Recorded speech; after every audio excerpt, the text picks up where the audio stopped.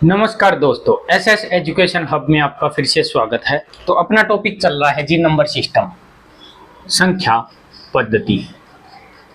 कौन सा टॉपिक चल रहा है अपना? Number system. हमने नंबर्स के बारे में पढ़ा कि कौन से नंबर क्या क्या होते हैं। तो हमने प्राइम नंबर के कर लिया था कि प्राइम नंबर कौन से होते हैं, ठीक है, जिनके गुणनखंड 2 हो, ठीक है, वो प्राइम नंबर होते हैं। प्राइम नंबर हम पढ़ रहे थे। तो प्राइम नंबर के ऊपर मैंने आपको बताया कि जिनके या तो एक या खुद वो गुणनखंड होगा तो वो क्या होते हैं? Prime number. और एकमात्र प्राइम नंबर, सबसे छोटा प्राइम नंबर 2, और एकमात्र सम अभाज्य संख्या भी कौन सी है? 2 है। ये भी मैंने आपको बताया था, ठीक है। और एक पॉइंट याद रखने लायक था कि एक है वो न तो अभाज्य है और न ही भाज्य है। चैनल को ज्यादा से ज्यादा शेयर करो भाई, ठीक है। तो ये चीज अपनी हो चुकी थी। अब मैंने आपको कहा था कि मैं क्वेश्चन है वो नेक्स्ट क्लास में कराऊंगा, इससे रिलेटेड कुछ क्वेश्चंस हैं वो मैं नेक्स्ट क्लास, आज की क्लास के लिए बोला था कि मैं करवाऊंगा। तो आप पहले पूरा अच्छे से पढ़ के आना। तो आइएगा, आज की क्लास का लिखिए, अपना पहला क्वेश्चन लिखिए कि n है ना वो 2 अंकों की, लिखते जाओ भाई, n 2 अंकों की सबसे बड़ी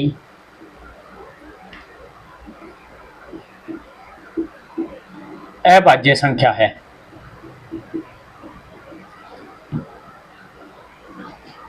जब n को 11 और 13 से विभाजित किया जाता है,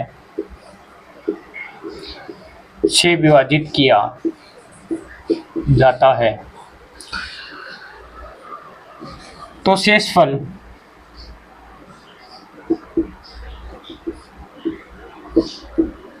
x एंड y होगा। तब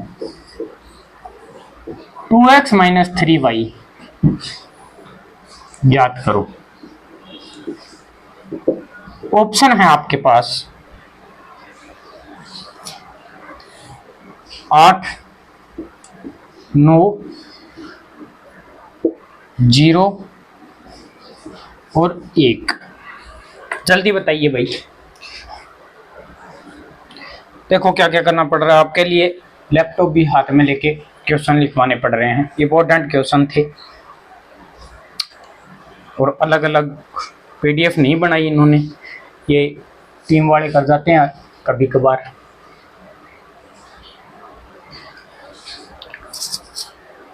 देखो भाई, बात चल रही है अपनी कि n है ना,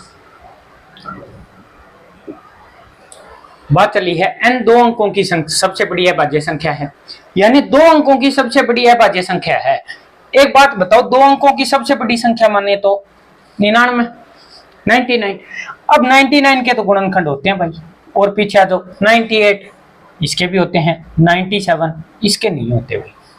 किसके नहीं होते? 97 के। तो हमें पता चल गया कि जी अभाज्य संख्या होगी 2 अंकों की सबसे बड़ी अभाज्य संख्या अगर n है ना, तो वो n है 97, ठीक है। अब कह रहे 97 को अगर आप 11 और 13 से भाग दो, अगर आप 11 से भाग दोगे तो 88, 88 तो अपने पास आएगा कितना? 9।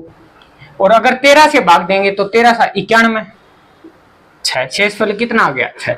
यानी x और y की वैल्यू अपने पास आ गई। अब कह रहा है क्या है? 2x माइनस 3y की वैल्यू तो फाइंड आउट करनी है। तो 2x 9 दूनी 18 माइनस 6 है 18, अपना आंसर क्या होगा? 0। सी अपना क्या होगा? Right answer. नोट कीजिएगा इस चीज को।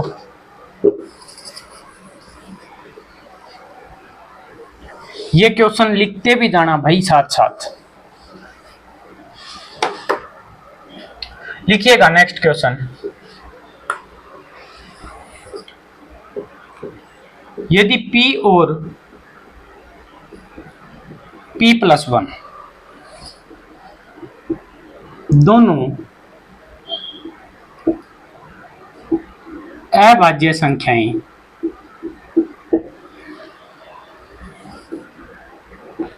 है तो p-1 के बारे में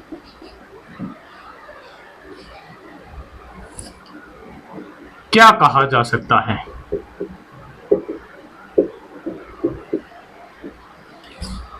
देखिएगा, पहला ऑप्शन है it is a prime number, यह एक अभाज्य संख्या है।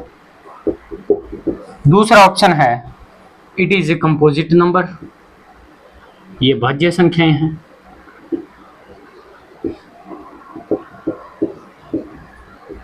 It is square of composite number. और चौथा ऑप्शन है अपने पास it has only one factor. 15 second है, करके जल्दी से बताओ, बिल्कुल अच्छा सा क्वेश्चन है।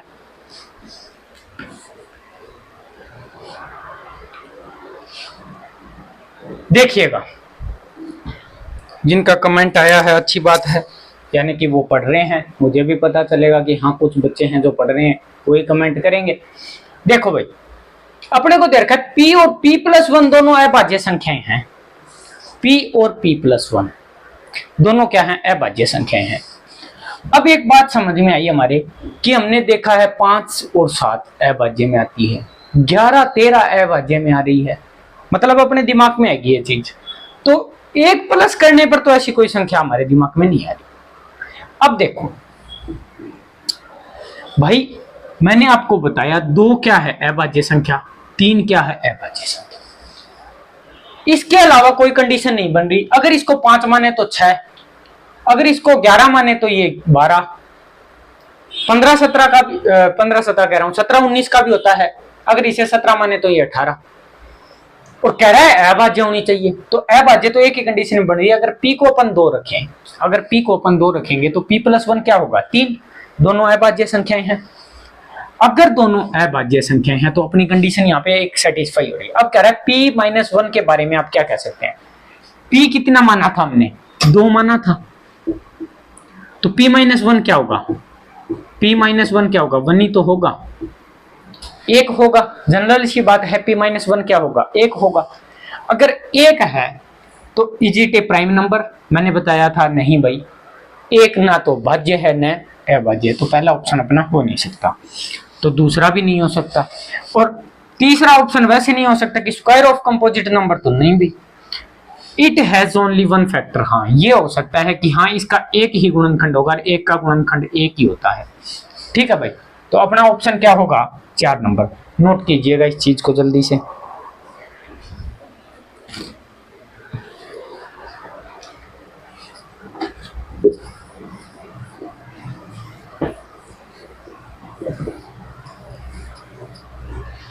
अभी कराऊं? अच्छा 5-6 क्वेश्चन, कॉपी पेन लेके ही बैठे रहो। देखो भाई,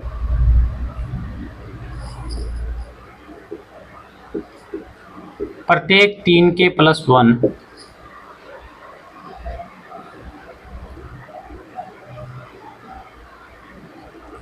के अभाज्य संख्या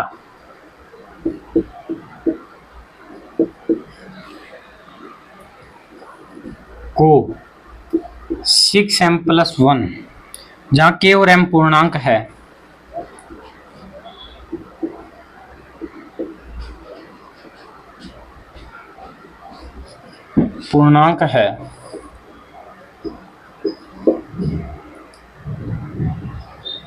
के रूप में दर्शाया जा सकता है।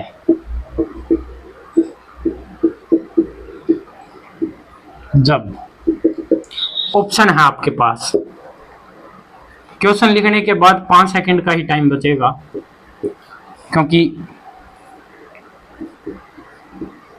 के विषम और सम। सी ऑप्शन है के इज इवन, और डी ऑप्शन है none of the above. 5 second शुरू होते हैं भाई।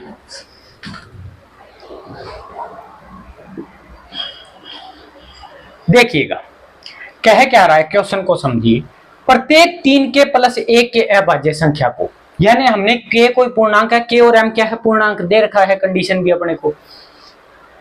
अगर हम उनको वैल्यू यहाँ पुट करते हैं, जैसे यहाँ 2 पुट किया, अभाज्य संख्या ये तो और पूर्णांक भी है, 7 आ रहा है, उस 7 को हम यहाँ पे भी 7 की कंडीशन में लिख सकते हैं भाई।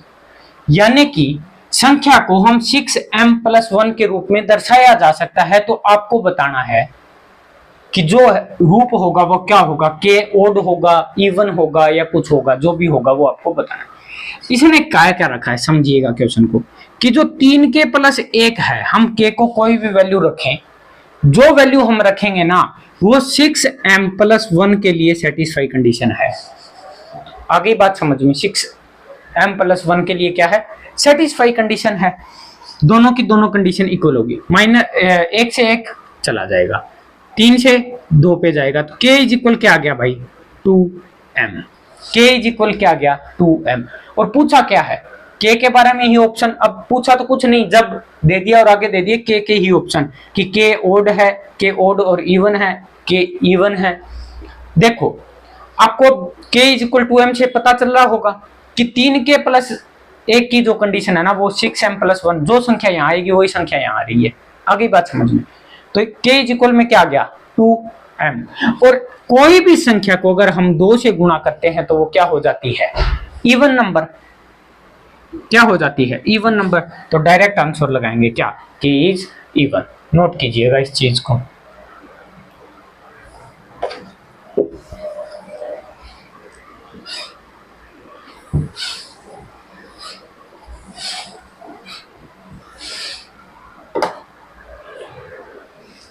आइएगा नेक्स्ट क्वेश्चन के ऊपर।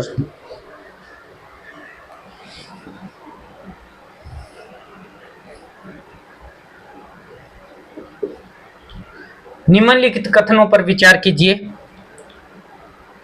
ठीक है, ये लिख लेना आप। यदि P ऐसा अभाज्य है,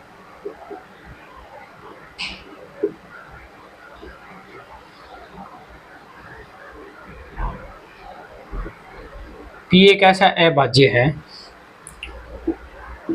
कि P+2 भी है ना, भी अभाज्य है, इन पर विचार करना है। तो पहला क्या कह रहा है, P+2 और प्लस में 1 एक पूर्ण वर्ग है।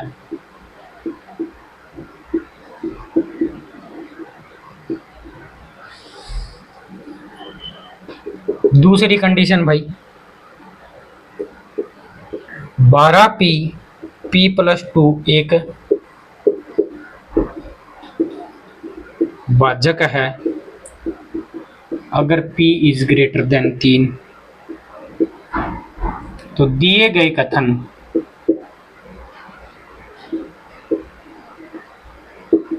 कौन सा सही है,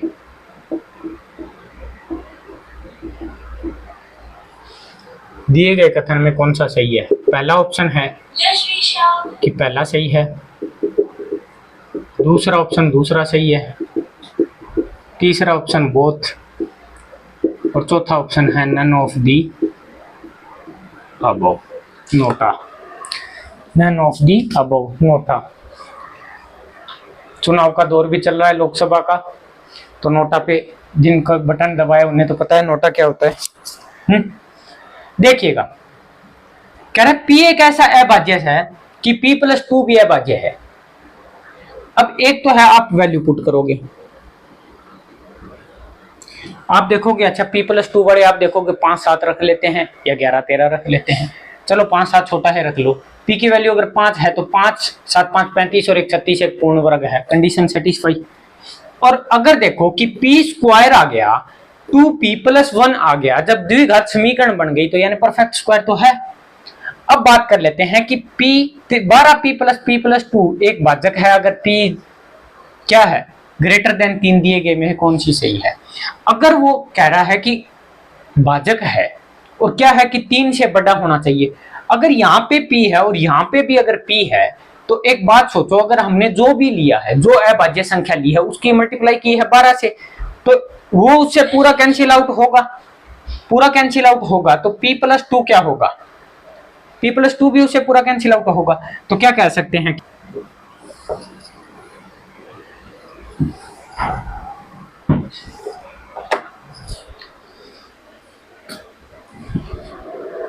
आइएगा नेक्स्ट क्वेश्चन के ऊपर। अच्छा क्वेश्चन है, यदि n+10 और n+14 एक अभाज्य संख्या है, एक अभाज्य संख्या है,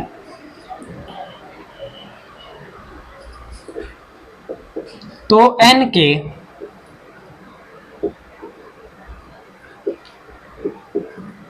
संभावित मानों की संख्या क्या होगी,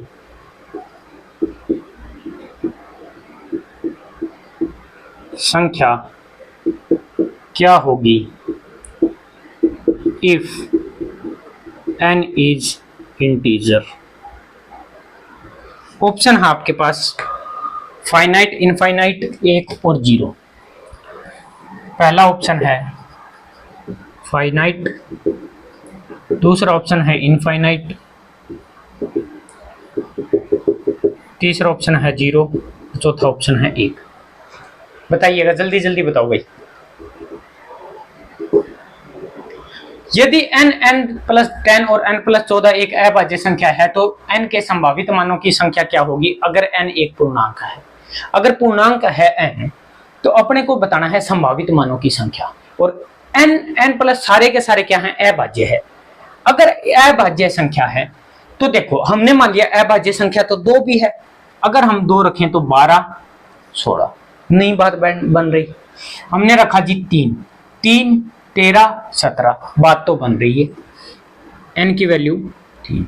अब हमने पता किया कि क्या पता 3 से अलावा भी रख सकते हैं, एक तो आ गया अपने पास। यही तो पूछ रहा है कि n के संभावित मान कितने, n की वैल्यू कितनी रख सकते हैं कि अपने पास तीनों के तीनों अभाज्य आ जाएं। तो एक तो आ गया भी n की वैल्यू 3 रखोगे तो 3 13 और 17। आते हैं 5 के ऊपर, 5 15 छोड़ दो भाई, यहाँ 19 तो ठीक है लेकिन ये 15 आ रहा है, छोड़ दो। 7 रखो, 7 17 ठीक है, 7 जोड़ेंगे 21, ये नहीं बैठ रही बात। 11 पे आ जाओ, 11 21 नहीं बैठ रही बात। 13 पे आ जाओ, 13 23 और यहाँ क्या होगा 27, यहाँ भी नहीं बैठ रही बात। यानी अपने को एक वैल्यू मिली है भाई, हम 13 तक चले गए लेकिन हमें एकमात्र वैल्यू मिली है क्या, 3, कि n की वैल्यू 3 ही है एकमात्र, जिसमें क्या होगा कि n की वैल्यू 3 रखने पर जो 3 13 और 17 अपने पास आएगा, और तीनों के तीनों संख्या क्या है, अभाज्य। तो अपना आंसर क्या हो जाएगा 1, कि हम संभावित मानों में एक ही ऐसी संख्या है जो 3 है, जिसको रखने पर n के सभी मानों के लिए अभाज्य संख्या हम प्राप्त कर सकेंगे। नोट कीजिएगा इस चीज को।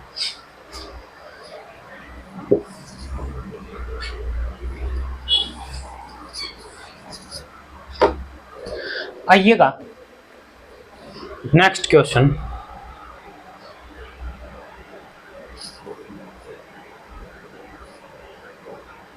p एक अभाज्य संख्या है,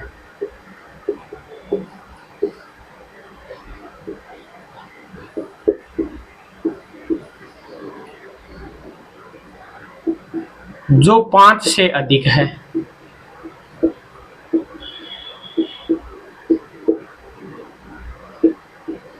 तब p² - 1 है। Never divisible by 6। दूसरा ऑप्शन है ऑलवेज डिविजिबल बाई 6 एंड मे और may not divisible by 12। Third option है ऑलवेज डिविजिबल बाई 12, मे और मे नॉट 24। और चौथा ऑप्शन है ऑलवेज डिविजिबल बाई 24। देखिएगा भाई, हमें कहा है पी एक अभाज्य संख्याएं हैं, अभाज्य संख्या है पी अपनी, और ये भी कंडीशन दे दी कि जो 5 से अधिक है, 5 से अधिक यानी 7 भी हो सकती है, 11 भी हो सकती है, जितनी भी हमें कोई लेना देना है नहीं। अब अगर 7 है तो 49 माइनस 1 48 डिवाइड हो रहा है भाई। एक कंडीशन तो ये है, आप वैल्यू पुट करके देख सकते हो, ठीक है। 11 में से जाएगा 10, 100 आएगा तो भी क्या है, 100 डिविजिबल है, फैक्टर हो रहे हैं उसके, ठीक है। लेकिन अपने पास दे क्या रखा है, P square minus 1, P square minus 1, P minus 1 और पी प्लस 1। आ गई बात समझ में, पी माइनस 1 और पी प्लस 1 लिख सकते हैं इस रूप में, ए स्क्वायर माइनस बी स्क्वायर का फॉर्मूला है, ठीक है।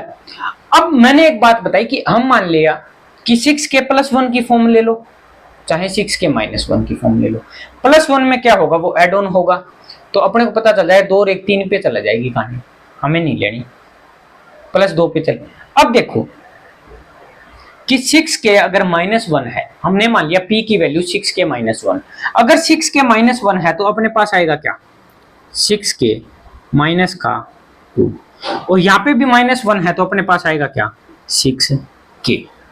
आ गई बात समझ में, 6k है अपने पास दोनों कंडीशन में।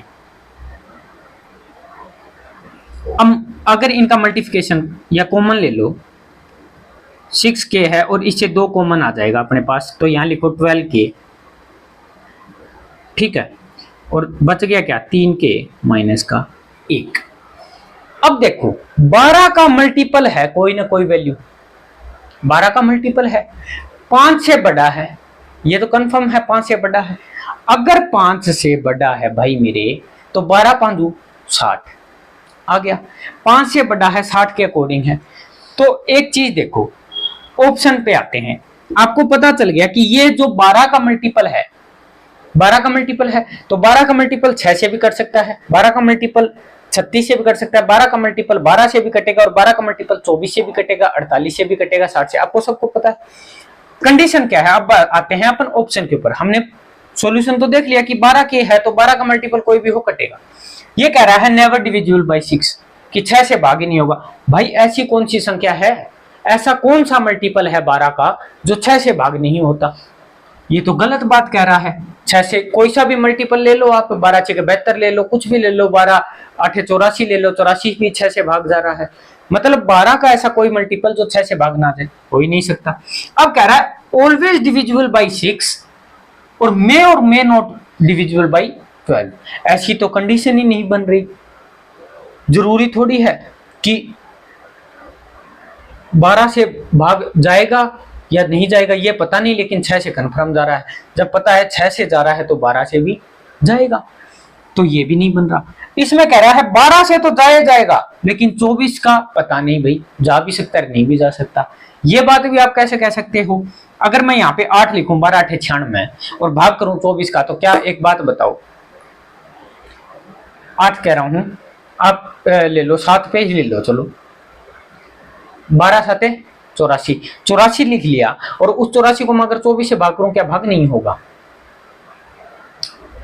तो और अब ये सोचोगे आप कि सर 84 से तो भाग नहीं हो रहा, प्रॉपर नहीं कट रहा 84 से, तो क्योंकि 24 48 96 पे जा रहा है कहानी, और 12 का आएगा तो 72 पे, 3 पे 72 आ रहा है, 84 तो बीच की संख्या, तो भाई ये 3 के -1 भी तो है, 21 में से एक जाएगा 20, 24 से भाग परमानेंट जाएगा, हर हालात में क्या होगा, भाग जाएगा। तो ये कह रहा है कि पता नहीं जाए या ना जाए, तो ये अपना ऑप्शन भी क्या होगा, गलत। अब अपने पास ऑप्शन बच गया ऑलवेज डिविजिबल बाय 24, तो अपना ऑप्शन ये क्या होगा, सही, कि जो भी संख्या आएगी, p एक अभाज्य संख्या है, जो भी संख्या आएगी वो p स्क्वायर -1 जो भी संख्या होगी ना, वो हमेशा 24 से भाग होगी।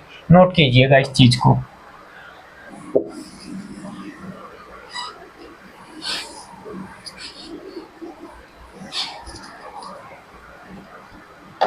आइएगा नेक्स्ट क्वेश्चन के ऊपर।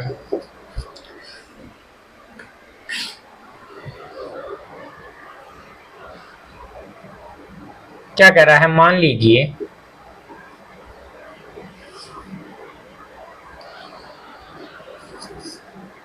ए B A is not equal to B. दो अंकों वाली अभाज्य संख्या इस प्रकार है कि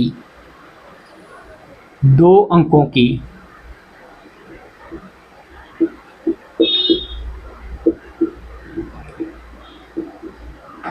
अभाज्य संख्या इस प्रकार है कि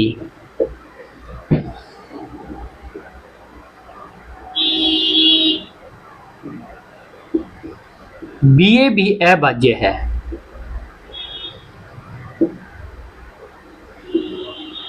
ऐसी सभी संख्याओं की संख्या ज्ञात करो। ऐसी सभी संख्याओं की संख्या ज्ञात करो।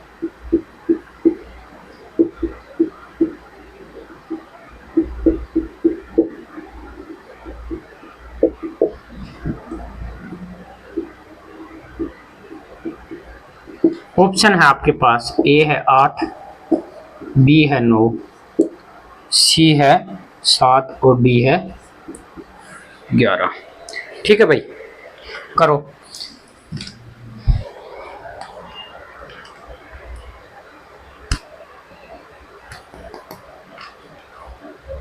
देखो भाई, मान लीजिए ए बी है। ए बी दो संख्याओं है, यानी दो अंकों की संख्या है जो कि अभाज्य है। तो दो अंकों की संख्या स्टार्ट कहां से होती है भाई? 11 से। एंड कहां पे हो रही है? 97 पे। आगे बात समझ में, 11 पे शुरू होके तो कहां पे जा रही है? अब क्या कह रहा है कि a is not equal B. A और बी दोनों अंक बराबर नहीं हो सकते। तो बराबर नहीं हो सकते इसका मतलब 11 तो नहीं होगा, क्योंकि 11 को अब एक बराबर है और ये कह रहा है बराबर नहीं हो सकती। ठीक है, तो अपनी 11 तो हो नहीं सकती भाई। आ जाओ 11 के बाद देखो 13 पे आ जाओ। क्या 13 है? 13 31 हो सकती है भाई। 13 31 उल्टा करोगे 31 आएगा। 31 भी क्या है? अभाज्य संख्या है। अब 13 के बाद आ जाओ 17 के ऊपर। 17 71, 17 71, 17 भी है और 71 भी है। अब 17 के बाद आओगे आप 19 के ऊपर। दो अंकों की संख्या ही तो पूछनी है। आप आ गए 19 के ऊपर। 19 के ऊपर जब आप आए तो आपको पता चला 19 को उल्टा करेंगे 91। 91 के कई फैक्टर हो रहे हैं, तो यानी कि 19 तो नहीं हो सकता भाई। 19 तो नहीं हो सकता। 19 के बाद आ जाओ 23 के ऊपर। 32 बन रहा है, नहीं होगा। दो वाली में लाइन में कौन से होते हैं? 23 होता है एक, तो एक 29 होता है। 29 में बाण मारा है, नहीं होगा, छोड़ दो। 31 का 13 हमने ले लिया। ठीक है, नहीं चलो लिखियो 31। ठीक है, 31 के बाद 33 कह रहा हूं, 37 और 73। 37 और 73 तो 31 का हो गया जी 33 और 73। ठीक है, अब 40 वाली लाइन में आ जाओ। 4 का मल्टीपल है। 4 का मल्टीपल है तो कोई ऐसी संख्या नहीं है जो अभाज्य होगी भाई। एक संख्या है कौन सी? 41। उसके बाद में 42, 43, 44, 45, 46। तो 41 जब उल्टा करेंगे तो 14 आ रहा है। तो उल्टा की कंडीशन सेटिस्फाई नहीं कर रही। डायरेक्ट सी बात है, नहीं कर रही। 43 है वो 34 आएगा, नहीं कर रही। तो यानी उल्टा करने पर अपने को पता चल रहा है कि 4 के अंदर जब उल्टा करेंगे तो अपने को पता चला लास्ट में आएगा क्या? 4। और 4 आएगा तो वो अभाज्य संख्या है नहीं। तो 4 वाली लाइन अपन डायरेक्ट स्किप कर देंगे। अब 5 की लाइन में हो चाहे ना हो, हमें कोई लेना देना नहीं है। हमें पता चला उल्टा करना है साथ साथ, तो उल्टा करो। 5 पे उल्टा करोगे तो लास्ट में 5 आएगा। 5 आएगा तो जो भी संख्या है वो भाग जाएगी। 5 मतलब फैक्टर होंगे, उसके फैक्टर होंगे तो वो प्राइम नंबर नहीं होंगे। उल्टा करने पर भी तो प्राइम नंबर होना चाहिए। उसके बाद आ जाओ 6 के ऊपर। 6 भी सारे के अंदर आएगा पीछे। 6 आएगा तो फिर भी डिवाइड होगा, और डिवाइड होगा तो फिर वो भी नहीं है। अब आ जाओ 7 के ऊपर। 7 के ऊपर जब अपन बात करते हैं 7 के ऊपर बात करोगे तो 71,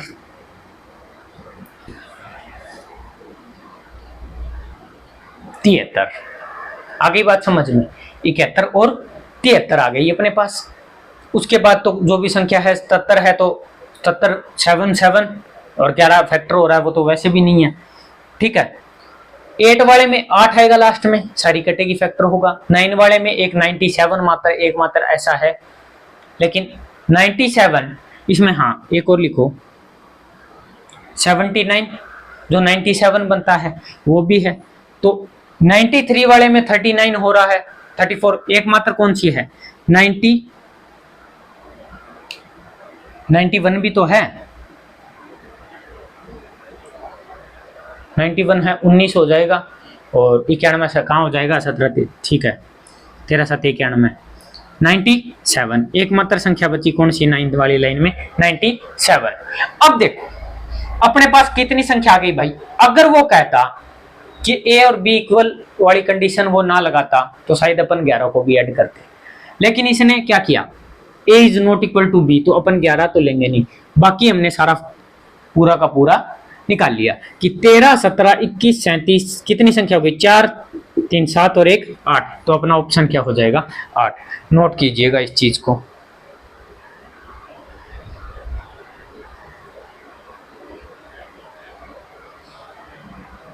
और हाँ, एक क्वेश्चन ऐसा भी आ सकता है कि ए और बी अभाज्य संख्याएं हैं, जैसे पूरी कंडीशन यही दे दी, ठीक है, और बी और ए भी अभाज्य संख्याएं हैं, कंडीशन पूरी की पूरी ये है। यहाँ से आपको संख्या नहीं बतानी, कह दिया संख्याओं का योग बताओ, तो योग हमेशा याद रखना भाई 418 होता है, कितना, 418। नोट कीजिएगा इस चीज को।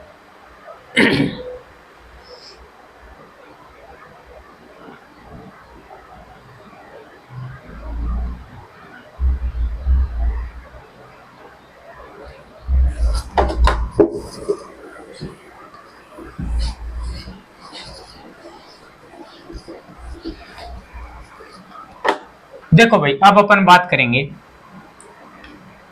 को प्राइम नंबर की, यानी सह अभाज्य संख्या, हिंदी मीडियम वाले लिख लेना सह अभाज्य संख्या। देखो भाई, सह अभाज्य संख्या कौन सी होती है, या वे संख्याएं, लिख लो चलो, वे संख्याएं, वे संख्याओं की जोड़ी लिखो, वे संख्याओं की जोड़ी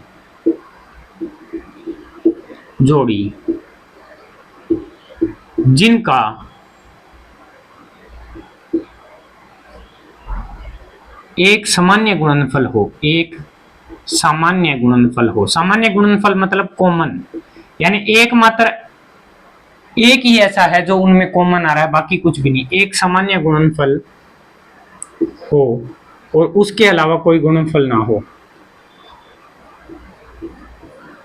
उसके अलावा, या ये मत लिखो, एक सामान्य गुणनफल हो, उन्हें क्या कहते हैं अपन, उन्हें को प्राइम कहते हैं, को प्राइम नंबर,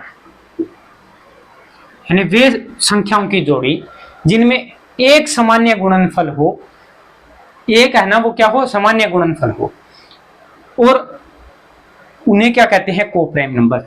अगर अपन छोटी सी भाषा समझना चाहें तो उनका जो HCF है भाई, उनका जो HCF है वो हमेशा क्या होता है, एक होता है, उनका HCF क्या होता है, एक होता है। जिनका HCF एक होता है वो क्या होता है, को प्राइम नंबर होते हैं। जैसे कि 4 और 5, 4 और 5 में कोई कॉमन है नहीं है। जैसे कि 15 और 8 कोई कॉमन है, बिल्कुल भी नहीं है। जैसे 9 और 25 etc।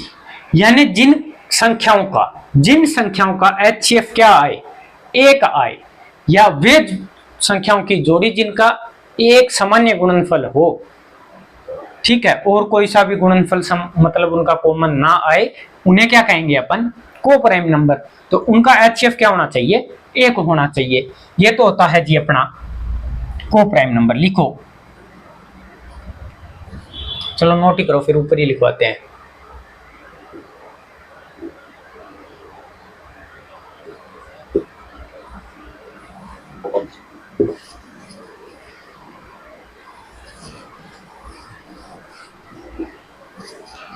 आइएगा, एक होता है जी ट्विन प्राइम नंबर, जुड़वा अभाज्य,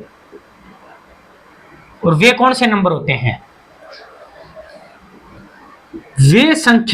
वे दो संख्याओं का समुच्चय, दो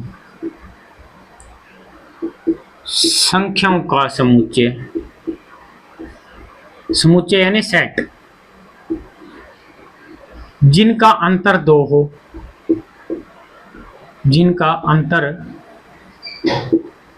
हो, और वह 6n-1 और 6n+1 की फॉर्म को फॉलो करे, उन्हें क्या कहते हैं? Twin prime number.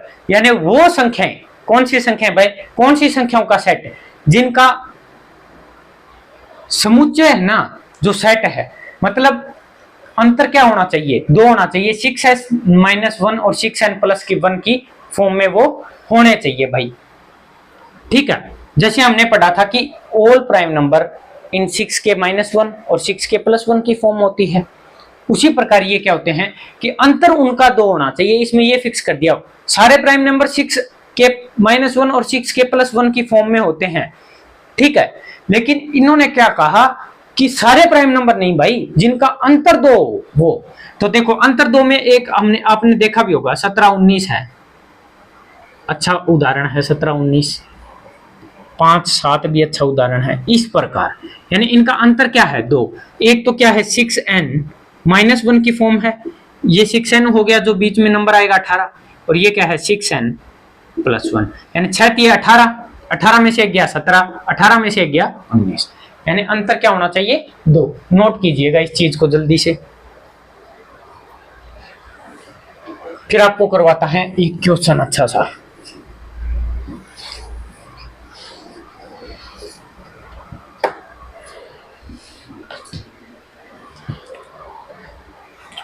क्वेश्चन लिखिए भाई। क्वेश्चन है, यदि P और Q 6 अभाज्य संख्या है, को प्राइम नंबर है, इफ P and Q are coprime number and P plus Q is equal 12, comma P is less than Q, then how many pairs?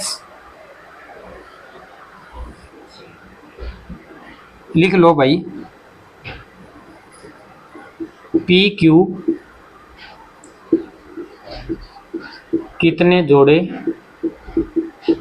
संभव है? How many pairs are possibles. ठीक है भाई, लिख लो, यानी कितने जोड़े संभव है। अब अपने पास ऑप्शन है 1 2 3 4 ऑप्शन है अपने पास, 1, बी ऑप्शन है 2, सी ऑप्शन है 3 और डी ऑप्शन है 4।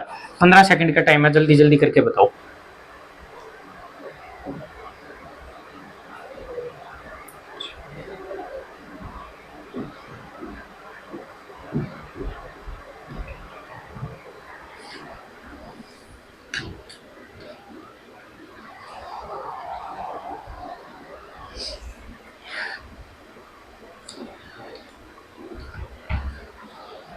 देखो, P और Q क्या है? Coprime number. और को प्राइम नंबर कौन से होते हैं भाई? अभी बताया था मैंने कि जिनका कॉमन फैक्टर क्या हो, HCF क्या हो, एक हो, जर्नल भाषा में यही तो है। अब कह रहा है P और Q का जो योग है ना, वो 12 आना चाहिए। एक कंडीशन दे दी अपने को कि ये लो भाई साहब P, ये लो Q, और ये 12 आना चाहिए, बात खत्म। और P Q के कितने जोड़े संभव हैं? जोड़े बताने हैं संभव। देखो भाई, अगर हमें 12 चाहिए तो आप ये लिख सकते हो 1 + 11, आ रहा है 12, और बड़ा भी है, Q बड़ा भी है P से, दूसरा आप क्या लिख सकते हो, 2 + 10, 2 + 10।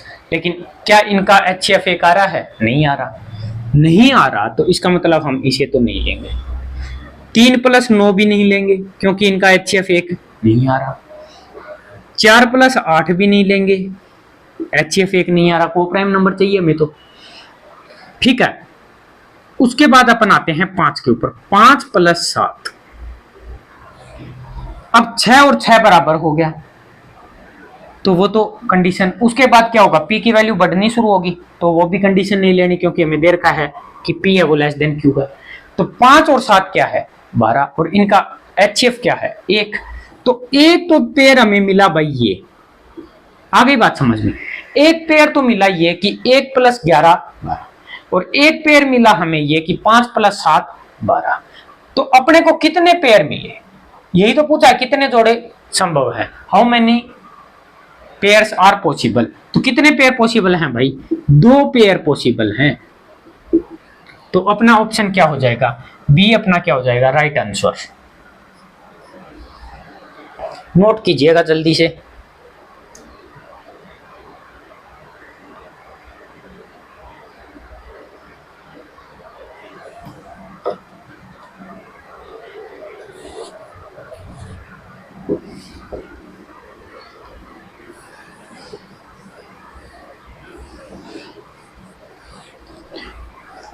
आपको करा दिया कोप्राइम और ट्विन प्राइम।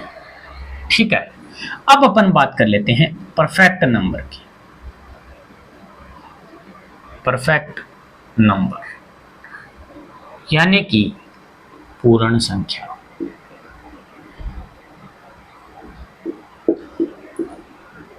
पूर्ण संख्या।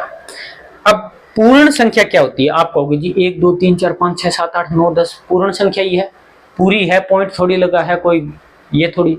लेकिन पूर्ण संख्या एक्चुअल में क्या होती है, पूर्ण संख्या होती है वह संख्या, डेफिनेशन है इसकी कि वह संख्या जिसके गुणनखंडों का योग, गुणनखंडों का योग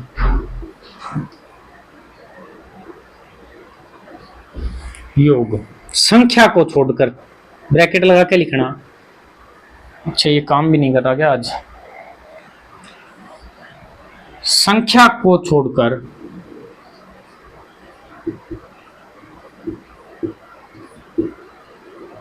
संख्या के बराबर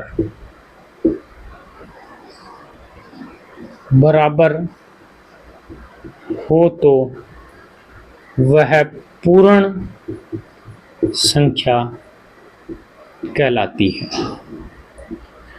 एक डेफिनेशन तो है अपनी ये, जो बुक्स में भी आपको मिल जाएगी कि वह संख्या, पूर्ण संख्या कौन सी होती है, पूर्ण संख्या ज्यादा नहीं है, लिमिट्स में ही है। देखो वह संख्या जिनका गुणनखंड, यानी हम जो टुकड़े करते हैं गुणनखंड, वो टुकड़े जब उन टुकड़ों को हम जोड़ेंगे तो अपने उस संख्या का, जो संख्या का एक खुद का गुणनखंड होता है उसको छोड़ दो, बाकी सबको जोड़ो, अगर जोड़ने पे वही संख्या प्राप्त हो रही है तो अपन क्या कह सकते हैं, वह एक पूर्ण संख्या है। या आप ऐसे भी बोल सकते हो कि वह संख्या जिसके गुणनखंडों का योग संख्या को मिलाकर या संख्या को ऐड करके संख्या के 2 गुना प्राप्त हो। यहां क्या था, बराबर, अगर हमने संख्या को मिला दिया तो क्या होगा, 2 गुना प्राप्त, 2 गुना प्राप्त हो तो वह क्या होती है, एक पूर्ण संख्या होती है। देखो भाई एग्जाम्पल देखो इसका, लिख लो पूर्ण संख्या। अच्छा पहले लिखो फिर प्रूफ करता हूं कि पूर्ण संख्या कौन सी होती है। 6 पूर्ण संख्या है, 28 पूर्ण संख्या है, 496 पूर्ण संख्या है, 81 28 भी पूर्ण संख्या है, और 33 55 0 33 6 ये भी एक क्या है, पूर्ण संख्या। पूर्ण संख्या लिमिट्स में है, ज्यादा नहीं है, लिमिट्स में है पूर्ण संख्या। अब अपन डेफिनेशन के अकॉर्डिंग चलते हैं। आप कह दोगे जी 2 एक पूर्ण संख्या है, 2 के गुणनखंड क्या होते हैं, 1 और 2, इनको गुणा ऐड करो भाई, कितने आ रहे हैं, 3, क्या संख्या के बराबर आ रहे हैं, नहीं। आप बोले भाई 4 तो पूर्ण संख्या होगी, 1 2 4, संख्या को छोड़ दो, बताओ कितना बैठ रहा है, 2 और 1 3। आप बोले 5 होगी, 1 5 6, क्या संख्या के बराबर है? नहीं है भाई। 6 को लिया हमने, 6 के कितने हो सकते हैं गुणनखंड? 1 भी हो सकता है, 2 भी हो सकते हैं, 3 और 6।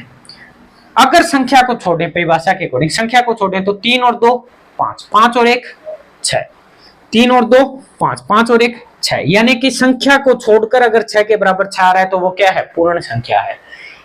अगर संख्या का जो गुणनखंड है उसको भी जोड़ दें तो 2 गुना आना चाहिए, तो 6 ये और 6 ये कितना हो गया भाई? 12, 2 गुना आ रहा है, दूसरी कंडीशन भी सही। ठीक है। उसी प्रकार अगर आप 28 का करोगे तो 28 के जो गुणनखंड होंगे, 28 का आप करो, 1 से भी हो रहा है, 2 से भी हो रहा है, 3 से नहीं हो रहा, 4 से हो रहा है, 7 से हो रहा है, 7 के बाद कितने से हो रहा है?